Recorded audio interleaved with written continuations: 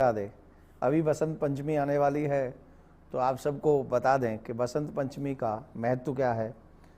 आप जानते हैं, हम सब जानते हैं कि बसंत पंचमी वाले दिन सारी ऋतुएं बदलती हैं और आज के दिन कई प्रांतों में, कई क्षेत्रों में या हर जगह माँ सरस्वती की पूजा होती है।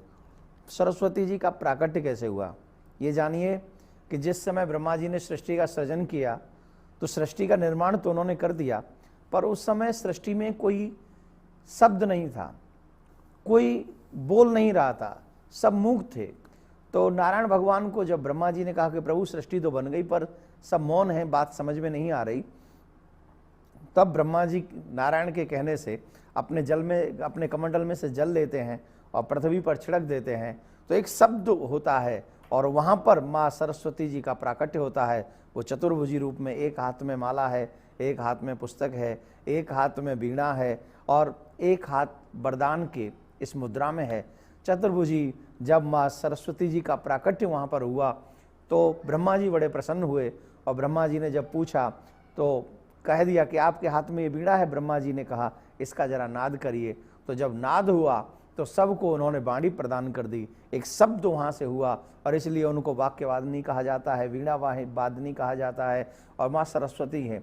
ये आज ही के दिन सरस्वती माँ का जो प्राकट्य हुआ वो बसंत पंचमी के दिन हुआ, इसलिए बसंत पंचमी हमारे यहाँ पूजनीय है और हम बसंत पंचमी के दिन ये विद्या के लिए भी सरस्वती माँ का पूजन करते हैं।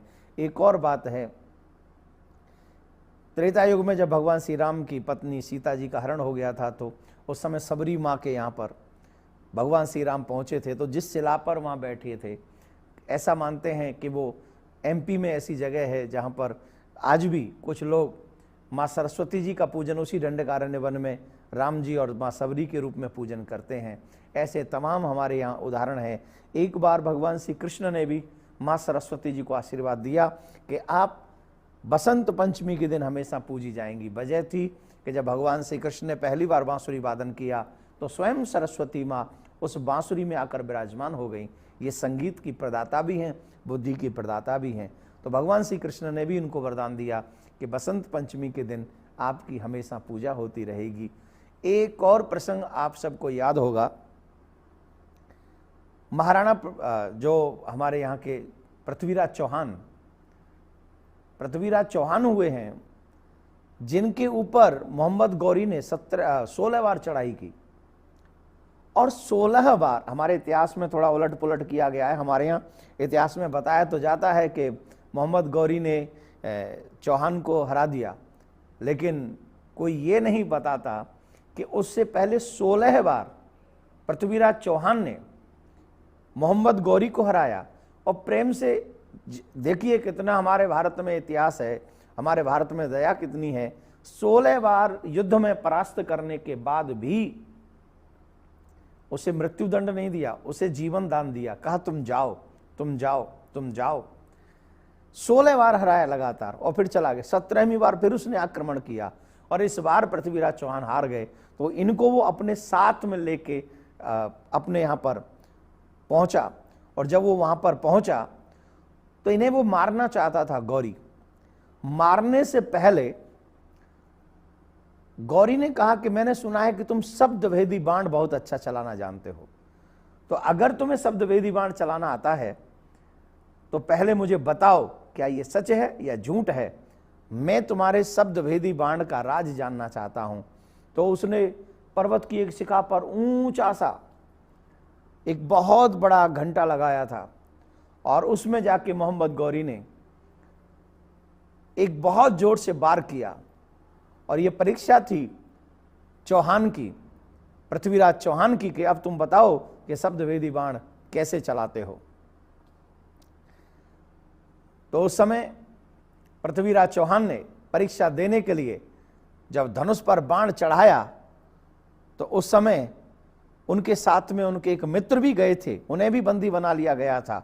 उन्होंने एक बात कही, 4 बांस 24 गज अंगुल अष्ट प्रमाण, ता ऊपर सुल्तान है मत चूको चौहान।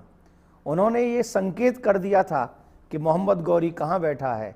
तो जब एक बात और मैं आपको बता दूं, जब चौहान को मोहम्मद गौरी अपने यहां लेकर गए थे, उन्होंने उसी समय उनकी आंख फोड़ दी थी। और जैसे ही उनके मित्र ने ये इशारा किया तो पृथ्वीराज चौहान ने अपने शब्दवेदी बाण को चलाया और सीधा वो बाण जाकर मोहम्मद गौरी के सीने में लगा। और जब मोहम्मद गौरी के सीने में लगा तो उनका वहां पर अंत हो गया। और ये घटना भी बसंत पंचमी वाले दिन हुई थी। आपको जानकर अचरज होगा एक बात, इसके बाद उन्होंने, पृथ्वीराज चौहान ने और उनके मित्र ने एक दूसरे को वहीं पर, क्योंकि जहां पहुंचे थे वहां पर सारे मुगल थे, उन लोगों के बीच में रहना वो पसंद नहीं करते, तो उन्होंने एक दूसरे को वध करके, एक दूसरे के पेट में चाकू मारकर एक दूसरे को इस पृथ्वी से विदा किया। यहां पर एक बात है कि हमारे देश के राजाओं ने बड़े बड़े कारनामे किए हैं, लेकिन इतिहास के बीतते हुए समय में कुछ लोगों ने उन्हें विलुप्त पन्नों पर खो दिया है।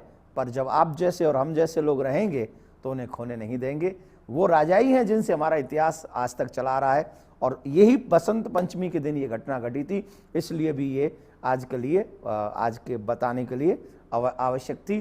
तो इसलिए